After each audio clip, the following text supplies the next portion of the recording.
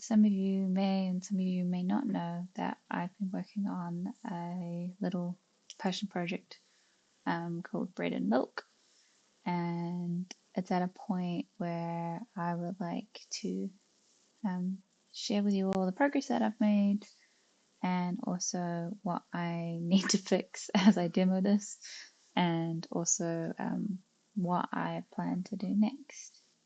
Um, I'll begin slightly from the beginning of like how this application came to be. Um, Essentially, my husband and I did like a little bit of a swap between our roles. So he was taking care more of the cooking and the shopping, and we used to travel around a lot. And he does not like cooking as much as I like cooking, and his recipes on rotations became quite stale and involved a lot of packaged things, and it created a lot of arguments between us. So I thought I might try solve it, and this is the application that I came up with. So we basically have a collection of recipes that we like to use, and for example, if we said that we have a whole bunch of eggs left, we can filter it and so add like, hey, I want to plan this recipe, or chickpea patties, I want to plan this recipe, smashed avocado, fried eggs, I'm gonna plan this recipe. And now that we've got them all planned, it actually creates, which is probably the most impressive thing, a shopping list.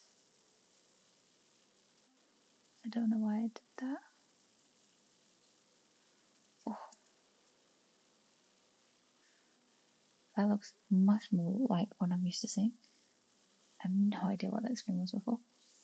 Um, and so it organizes all of the ingredients that we need based on like sections in the supermarket. And there's these old ones because this is an old file, well, an old user that I was exploring. But let's say like, oh, we've got 2 capsicums. What you can do is you can move the capsicums to the fruit and vegetable section. So now they're up here. And sauces is no longer around. They're now condiment and sauces. Breadcrumbs, probably in the dry foods. Baking and spices, probably baking and spices. Depends on your supermarket, I guess.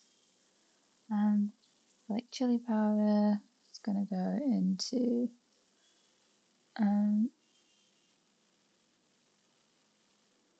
baking and spices.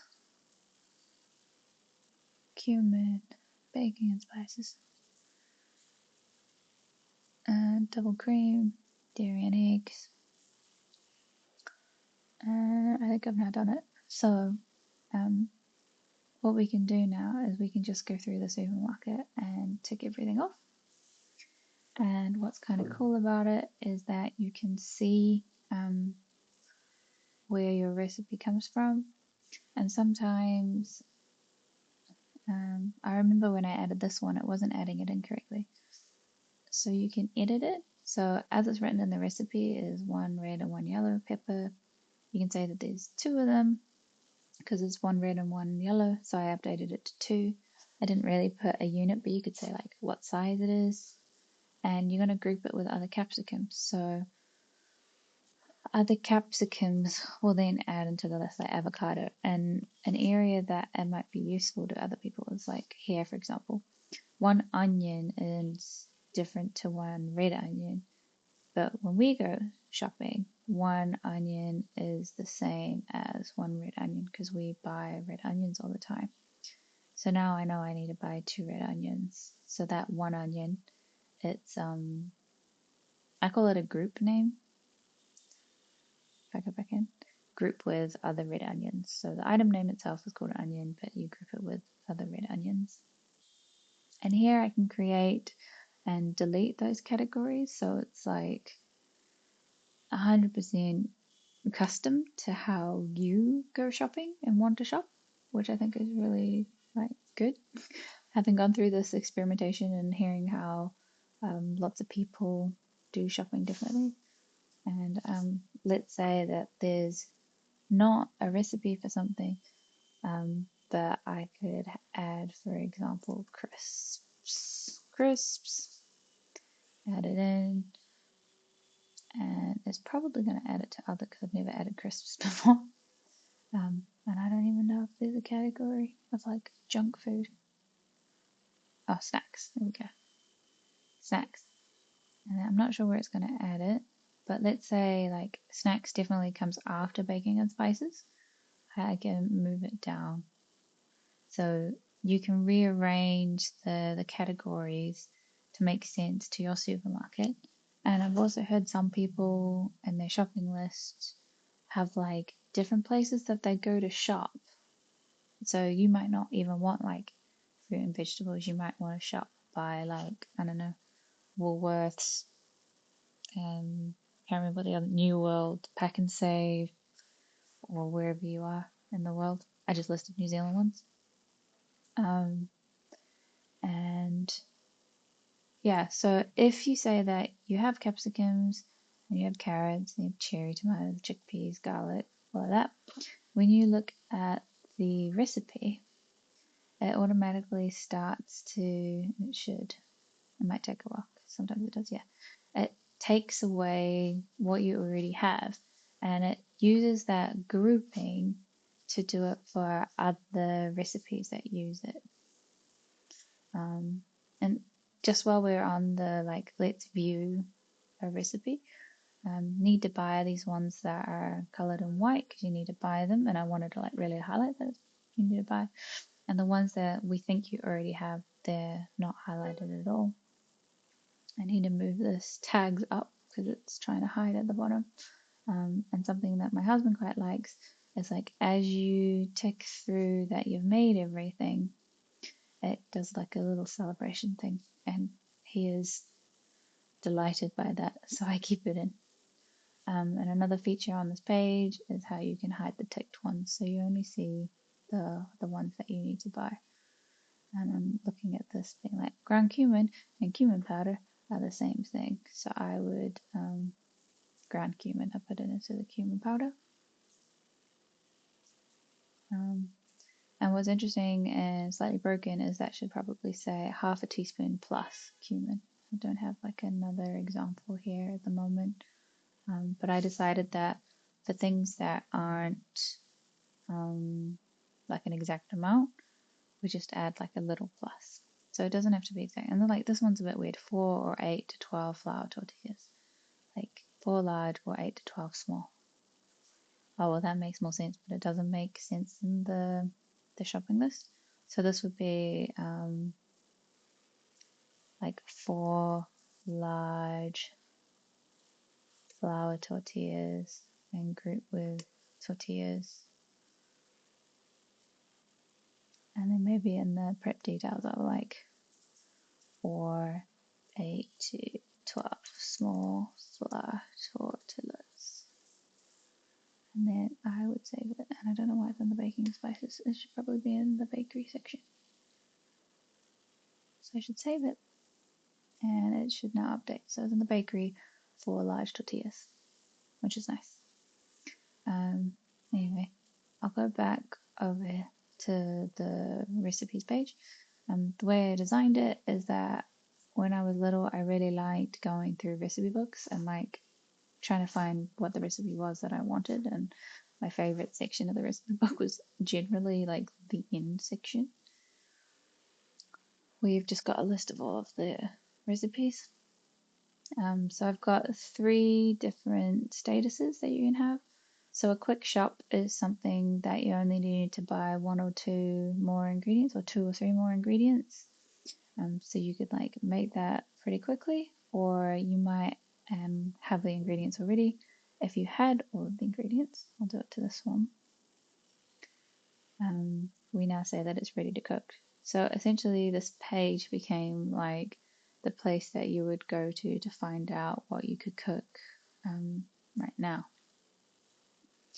To add a recipe, you can either like copy or paste a URL.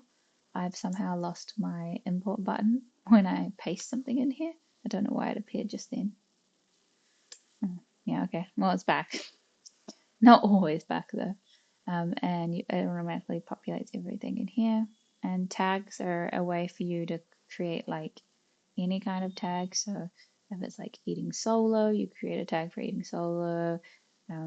If it's vegetarian, if it's like a fancy dinner, like those kinds of things. And the reason that it becomes handy is because you can then start to like filter your list of your favorite recipes based on the tags that you've got. So let's say I want a vegetarian thing with an egg because I have lots of eggs. So these are my recipes that have vegetarian. I've tagged them as vegetarian and they're egg. And I can also ask like, did I plan to cook it? Because maybe you have too many things in your list, and it filters down. Now a page that I created and this was meant to be the landing page. And basically the idea was my husband could come here and then like add a recipe in, and then when he adds the recipe in, it adds it to the shopping list. So if you add a recipe that's not in the shopping list, adding it in here will add the ingredients in here. So hopefully I've got like something. Yeah, this is probably going to be a handkerchief lasagna. Oh, see, here's some old data when I imported it and it didn't import correctly. I was trying to fix it. So this would be if something doesn't import correctly. This is where you can kind of fix it. So on the recipe itself, it still looks normal. But when I passed it, so when the system kind of picks out the keywords from it didn't do it correctly at the time that I added this one. I don't know why dairies like I need to delete those ones. Anyway, that's interesting. These are old categories instead of the new ones, which is why they're not allowing me to delete them. But obviously the handkerchief lasagna was on the old category, so it's just plopped them back in. But what I was looking for was spices or something, isn't it? Baking and spices, yeah. So this now updates that one. That's a bit funky. Anyway, going back to the meal plans. That was the original idea, but even just like planning a meal was a bit much for my husband, and he didn't like it. He basically told me that he just wanted to land on this and then figure out like what was ready to cook, so he knows that he can go in and cook it straight away. So that's basically how that came to be, and that is basically the state of the application as it stands. My husband and I can use it now, which is really exciting and fun. I'm actually working on, if I log out, what I'm working on now is the login screen. So hopefully I'm going to log out. Oh, button's broken. There we go. Don't log me back in. Log out.